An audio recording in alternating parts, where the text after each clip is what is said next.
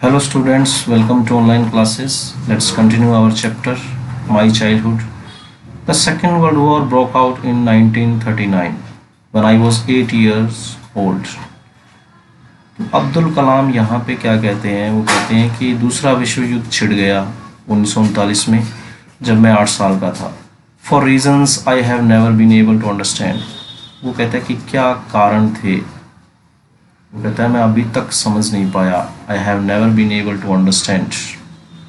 कभी भी वो कहता है मैं समझ नहीं सका. A sudden demand for tamarind seeds erupted in the market. तो एकदम से ही इमली की गुठलियों की मांग जो है मार्केट में बढ़ गई थी. इरप्टेड मीन बढ़ जाना. I used to collect the seeds and sell them to a provision shop on Mosque Street. वो कहते हैं कि मैं बीज इकट्ठे किया करता था और उन्हें मस्जिद वाली गली में एक करियाने की दुकान पर बेच दिया करता था. प्रोविजन शॉप, परचून की कह सकते हैं या फिर करियाने की दुकान पर वो कहते हैं कि बेच दिया करता था मैं. A day's collection would fetch me the princely sum of 1 anna. और एक दिन की कलेक्शन से उन्हें कितने पैसे मिल जाया करते थे. प्रिंसली मतलब शाही रकम, प्रिंसली सम, 1 आना मिल जाया करता था. अब प्रिंसली सम जनरस अमाउंट, बहुत ही ज़्यादा यानी पैसे कह सकते हैं कि उस टाइम के समय में शाही रकम वो कह रहे हैं. My brother in law Jalaluddin would tell me stories about the war which I would later attempt to trace in the headlines in दीनामनी. वो कहते हैं कि मेरे बहनोई जलालुद्दीन मुझे युद्ध की कहानियाँ सुनाया करते थे.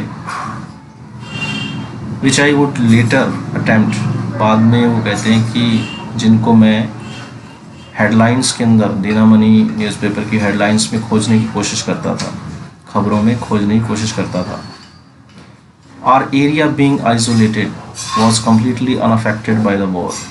हमारा जो स्थान था जहाँ हम रहते थे, अब्दुल कलाम जी कहते हैं कि अकेला होने के कारण, एकांत में होने के कारण पूरी तरह से अनअफेक्टेड था, कोई प्रभाव नहीं पड़ा था युद्ध का उस क्षेत्र पर. But soon India was forced to join the allied forces and something like a state of emergency was declared. फिर वो कहते हैं कि लेकिन जल्दी ही क्या हुआ, भारत को बाध्य कर दिया गया संयुक्त सेनाओं के साथ जुड़ने का. And something like a state of emergency was declared, और आपातकालीन घोषित कर दिया गया, और आपातकालीन के जैसी स्थिति घोषित कर दी गई वहाँ पर. The first casualty came in the form of the suspension of the train halt at Rameswaram station. तो पहला आघात जो था वो किस रूप में आया? Suspension of the train, train का रुकना बंद कर दिया गया.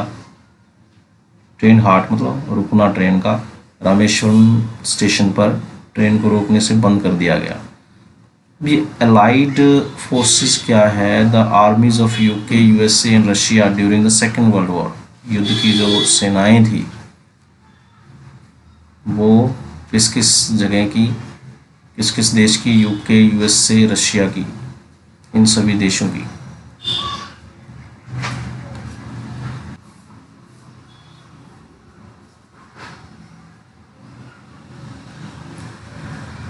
The newspapers now had to be bundled and thrown out from the moving train on the Rameshwaram road between Rameshwaram and Dhanushkodi. तो न्यूज़पेपर को अब बंडल में बांध करके उन्हें चलती गाड़ी में से फेंकना पड़ता था रामेश्वरम रोड के ऊपर, बिटवीन रामेश्वरम और धनुषकोडी के बीच में.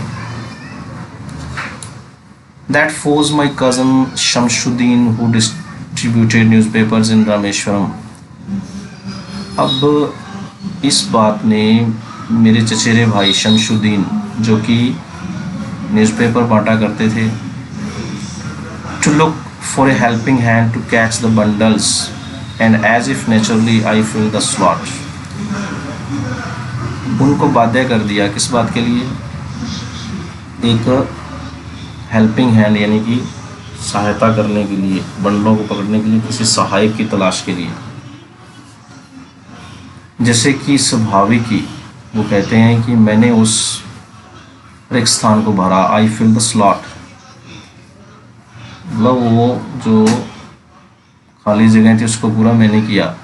Shamsuddin help me on my first wages, Shamsuddin ने मेरी पहली कमाई करने में मेरी सहायता की। हाफ ए सेंचुरी लेटर, 50 साल बाद भी वो कहते हैं, I can still feel the surge of pride in earning my own money for the first time.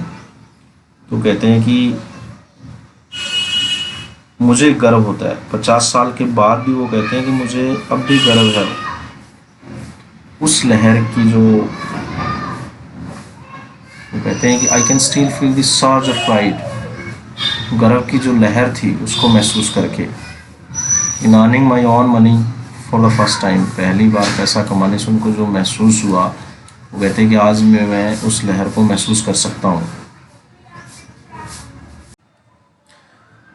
Every child is born with some inherited characteristics. तो यहाँ पर अब्दुल कलाम क्या कहते हैं कि प्रत्येक बच्चा कुछ इनहेरिटेड पैतृक विशेषताओं के साथ पैदा होता है। इनटू स्पेसिफिक सोशियो इकोनॉमिक, किसमें, एक विशेष सामाजिक और आर्थिक और एंड इमोशनल एनवायरनमेंट, और भावनात्मक वातावरण में। And train in certain ways bye figures of authority, और वो क्या सीखता है, कुछ विशेष बातें सीखता है। बाय फिगर्स ऑफ अथॉरिटी, किनके द्वारा सीखता है, फिगर्स ऑफ अथॉरिटी मतलब घर में जिसका अधिकार होता है, कुछ लोग होते हैं जिनका अधिकार होता है घर पर, उनसे ट्रेंड होता है वो। आई inherited honesty and self discipline from my father. तो अब्दुल कलाम क्या कहते हैं, वो कहते हैं कि मुझे क्या मिला, मेरे पिता से ऑनेस्टी, ईमानदारी और सेल्फ डिसिप्लिन, संयम अनुशासन। From my father, from my mother, वो कहते हैं कि मेरी माँ से। आई inherited faith in goodness and deep kindness and so did my 3 brothers and sister.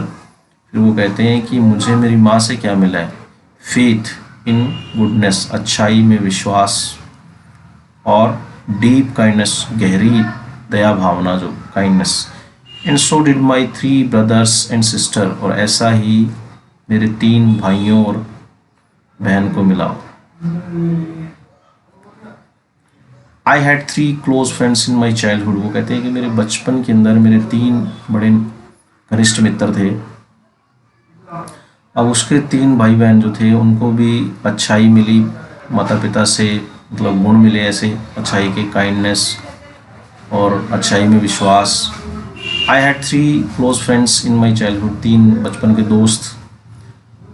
रामाराधा Shastri, एक तो रामाराधा शास्त्री, अरविंदन एंड शिव प्रकाशन, ये 3 थे। All these boys were from Orthodox Hindu ब्राह्मण फैमिलीज, ये तीनों ही लड़के जो थे वो रूढ़िवादी ब्राह्मण परिवार से थे।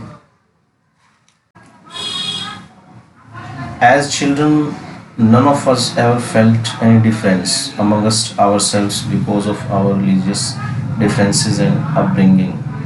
तो यहाँ पे अब्दुल कलाम क्या कहते हैं, वो कहते हैं कि बच्चों के रूप में हमने कभी भी ये महसूस नहीं किया हमारे बीच अंतर। वो कहते हैं कि अंतर हमने कभी भी महसूस नहीं किया, हमारे धर्म के जो डिफरेंस है, धार्मिक अंतरों के कारण हमने हमारे बीच कोई अंतर महसूस नहीं किया, और हमारी अपब्रिंगिंग, पालन पोषण के कारण।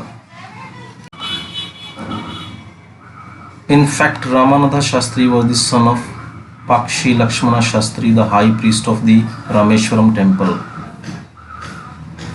तो अब्दुल कलाम यहाँ पे क्या कहते हैं कि वास्तव में रामानाथा शास्त्री पाक्षी लक्ष्मण शास्त्री का बेटा था, the high priest of the Rameswaram temple, जो कि मुख्य पुजारी थे रामेश्वरम टेम्पल के अंदर। लेटर ही took over the priesthood of the Rameswaram temple from his father. बाद में वो कहते हैं कि अपने पिता से उन्होंने पुरोहिताई जो है वो ले ली। रामेश्वरम टेम्पल कि वो बाद में पुरोहित बन गए, पुजारी बन गए। Arvindan went into the business of arranging transport for visiting pilgrims. अब अरविंदन जो थे वो किस बिजनेस में चले गए, किस व्यापार में चले गए? अरेंजिंग ट्रांसपोर्ट, जो आवाजाही थी पर्यटकों की, यानी तीर्थ यात्रियों को ले जाने और लाने की सुविधा के लिए उन्होंने वो व्यापार शुरू कर दिया। And Shiv Prakashan became a carting contractor for the Southern Railways. अब शिव प्रकाशन कार्टिंग कॉन्ट्रैक्टर मीन भोजन सामग्री जुटाने वाला ठेकेदार, वो बन गया साउथर्न रेलवे के लिए, दक्षिणी रेलवे के लिए। Okay students, the rest we will read tomorrow. Thanks and have a good day.